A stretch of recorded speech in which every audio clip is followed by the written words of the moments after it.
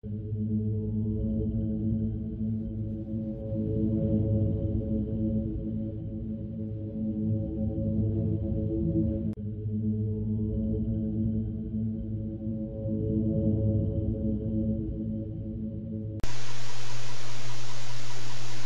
orphan Annies come to our house to stay, to watch the cups and saucers up and brush the crumbs away, and shoo the chickens off the porch and dust the hearth and sweep, and make the beds and bake the bread and earn her board and keep. And all us other children, when the supper things is done, sits around the kitchen fire and has the mostest fun, a-listening to the witch tales that Annie tells about. And the goblins'll get you if you don't watch out. Once there was a little boy who wouldn't say his prayers, and he went to sleep at night away upstairs, and his mama heard him holler, and his daddy heard him bawl, and when they turned the covers back, he wasn't there at all. And they seeked him in the rafter room and cubbyhole and press, and they seeked him up the chimney flue and everywheres, I guess, but all they ever found was just his pants and round about. And the goblins'll get you if you don't watch out. Once there was a little girl who'd always laugh and grin, and make fun of everyone, all her blood and kin. And once, when there was company and old folks were there, she mocked 'em and she shocked 'em and she said she didn't care.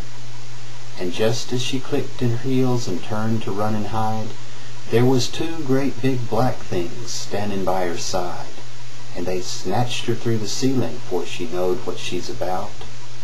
And the goblins'll get you if you don't watch out. And little orphan Annie says, when the blaze is blue, and the lamp wick sputters, and the wind goes swoo, and when the crickets quit, and the moon turns gray, and the lightning bugs and the dew is all squinched away, you better mind your parents and your teachers fond and dear.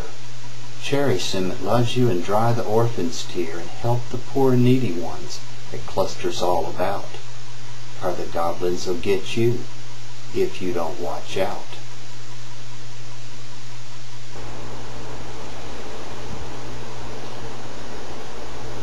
The shadows where the muleps dwell are dark and wet as ink, and slow and softly rings their bell as in the slime you sink.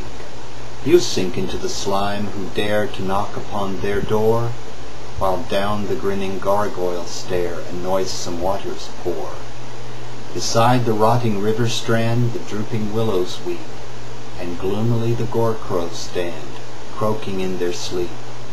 Beyond the Murloc mountains, a long and lonely way, in a mouldy valley where the trees are gray, and by a dark pool's border without wind or tide, moonless and sunless, the muleps hide. The cellars where the muleps sit are deep and dank and cold, single sickly candle lit, and there they count their gold. Their walls are wet, their ceilings drip, their feet upon the floor go softly with a swish-flap flip as they sidle to the door. They peep out slyly, through a crack their feeling fingers creep, and when they've finished, in a sack your bones they take to keep.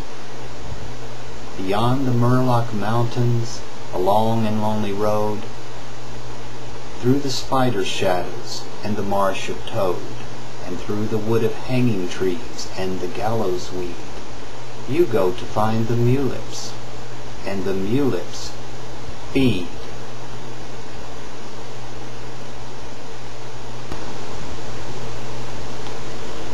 Black and gold, black and gold, black and gold tonight.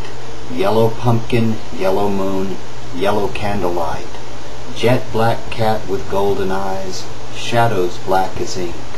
Firelight blinking in the night with a yellow blink. Black and gold, nothing in between. When the world turns black and gold, then it's Halloween. Happy Halloween all, and peace.